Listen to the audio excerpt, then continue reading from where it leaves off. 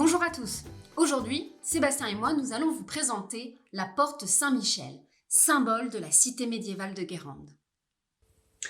Ah, Guérande, cette cité fortifiée qui, encore aujourd'hui, a conservé ses près de 1300 mètres de rempart.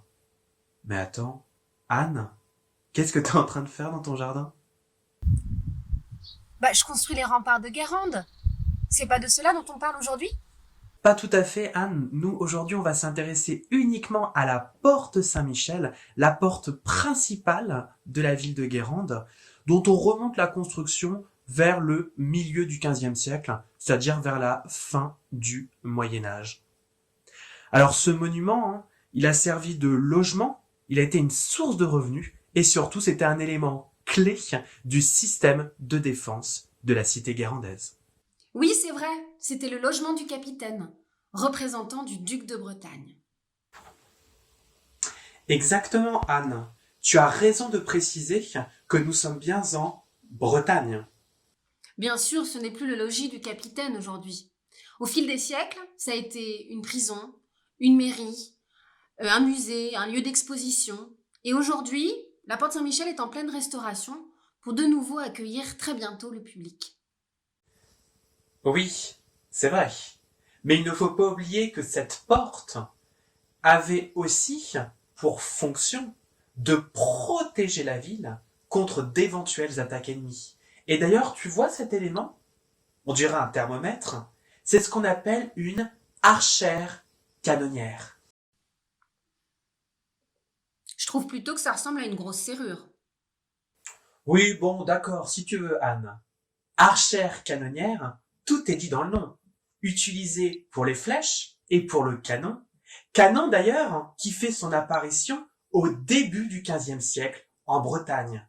Les remparts s'adaptent déjà à l'artillerie. Et si on lève les yeux, on découvre les machicoulis. Oui, ce sont les ouvertures en haut des tours, de là où on jetait principalement des pierres sur les ennemis.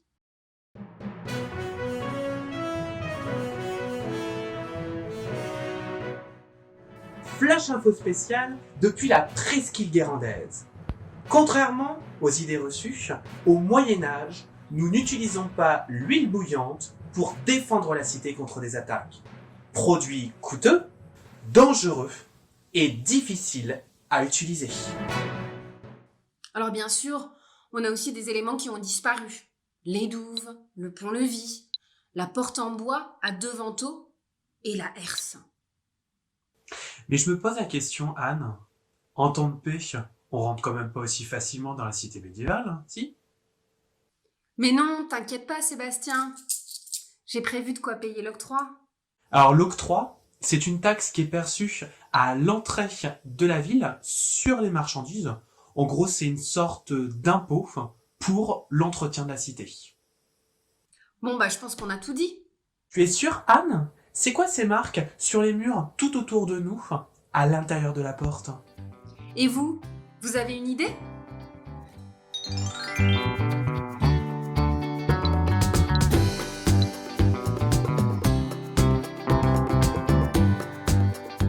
Laissez place à votre imagination et écrivez vos réponses sous cette vidéo. Et on vous dit à très bientôt pour de nouvelles découvertes. Et en attendant, restez chez vous.